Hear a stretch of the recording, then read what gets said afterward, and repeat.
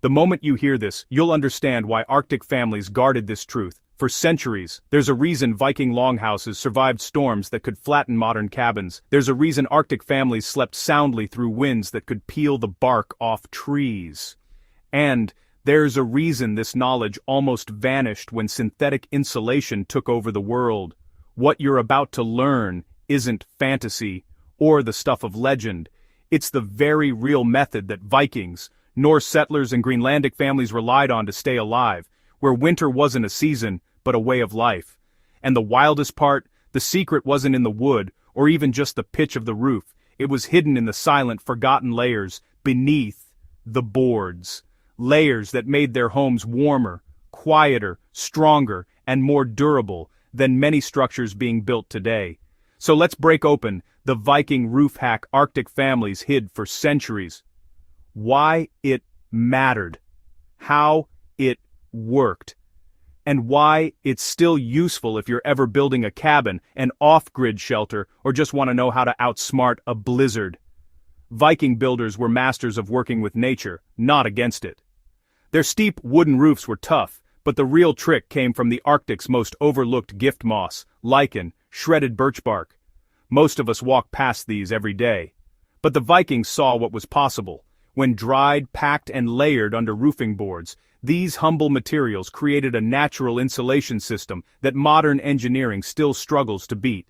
The moss compressed enough to seal out wind, lichen soaked up moisture without letting it touch the wood, and birch bark, it formed a shield against rot and water. Together, these layers trapped warmth, muffled noise, and stood strong, no matter what the Arctic threw at them. This wasn't by accident. Generations tried, failed, and refined until it became common knowledge, passed quietly from family to family, a survival essential. Now, here's a twist most people miss. Silence was as crucial as warmth. Arctic winters are loud, howling winds, shifting ice, the creak and groan of timber.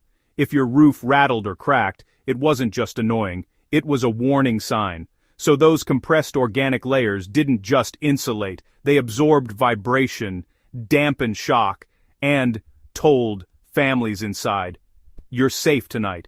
It was psychological survival, too. As Viking settlements spread, so did this method. Greenland's heavy snow meant thicker moss. Norway's wet weather meant more birch bark. In Iceland, turf and expanded moss beds stepped in when trees were scarce. But the principle was the same everywhere. Compressible natural materials, layered beneath steep roofs, gave insulation, stability, silence, and longevity. Think this is just history? Not true. For a modern cabin, dried moss or straw 2 inches deep under boards, with a bark or paper buffer, will outperform fiberglass in a windstorm. Temporary shelter. Line a tarp with dried grass, sandwiched between cloth layers. Instant noise reduction, better warmth. Long-term homestead, layer cedar shavings or natural fiber mats for a flexible, durable, weatherproof roof. The steps are simple. Gather local organic material, dry it, pack it firm but not rigid, add a moisture barrier layer, and set roof boards at a steep angle. Why does this outlast modern insulation? Organic materials don't crack with temperature shock. They don't feel when damp. They breathe, flex, and settle, handling snow loads and winter roars with ease. Civilizations on the front lines of the world's harshest climate understood.